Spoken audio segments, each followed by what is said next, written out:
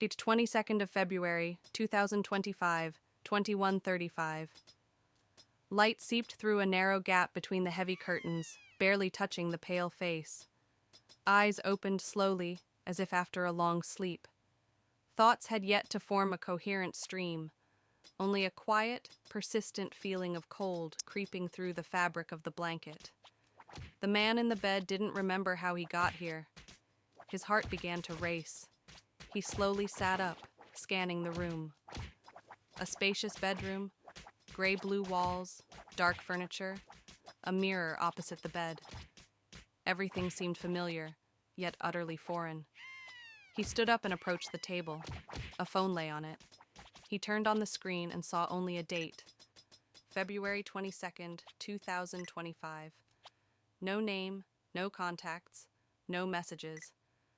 The phone was completely empty. Who was he supposed to call? Who did he even know? A sense of panic began creeping into his mind. He looked into the mirror and froze. The reflection seemed correct. Dark hair, sharp cheekbones, gray eyes. But there wasn't a single memory of this face. Who am I? He started searching the apartment. In the closets, clothes, neatly folded, but without any identifying features. In the bathroom, new hygiene products, as if recently purchased. In the kitchen cabinets, groceries with expiration dates suggesting they were freshly stocked. There were no old belongings, nothing that could trigger memories. On the kitchen table, a single object caught his attention: keys. A tag was attached to them with an engraving: Martin. Martin. Was that his name? Or someone else's? Martin put on a jacket and stepped outside. The city looked ordinary. Gray buildings, busy people, cars rushing in traffic. No one paid him any attention. But as he passed a store window, he froze. In the glass reflection, people were visible. But they weren't moving the way they should have. Martin took a step forward. His reflection stayed in place. His heart pounded.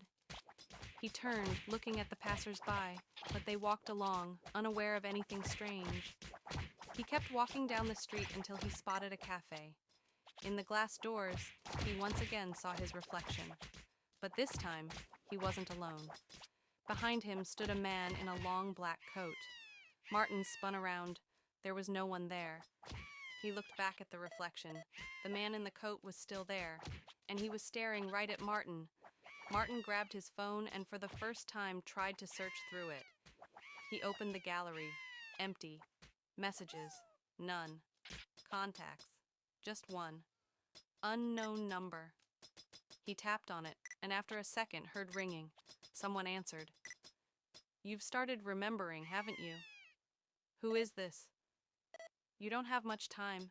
They already know you've woken up." Martin felt an urge to run. He could no longer trust even his own reflection. He turned into the nearest alley, glancing back. Silence. And then, suddenly, he felt a hand on his shoulder. He spun around. A woman stood before him. "Martin," she said his name as if it meant something. "Who are you?" "You need to remember. They erased your memories, but not everything is lost." "Who are they?" The woman gripped his hand. "You are not who you think you are." The world around him began to blur. Images flooded his mind. A white, sterile corridor, people in lab coats, a massive monitor displaying lines of code and words. He dropped to his knees, gasping for breath, as if surfacing from a deep sleep. He wasn't human. He was an experiment. "They're watching," the woman whispered. Martin realized every step he took was part of their experiment, and if he wanted to save himself, he had to escape. But was there truly a way out? Martin felt the world begin to dissolve. 22nd of February, 2025, 21:35. This wasn't a city, not reality.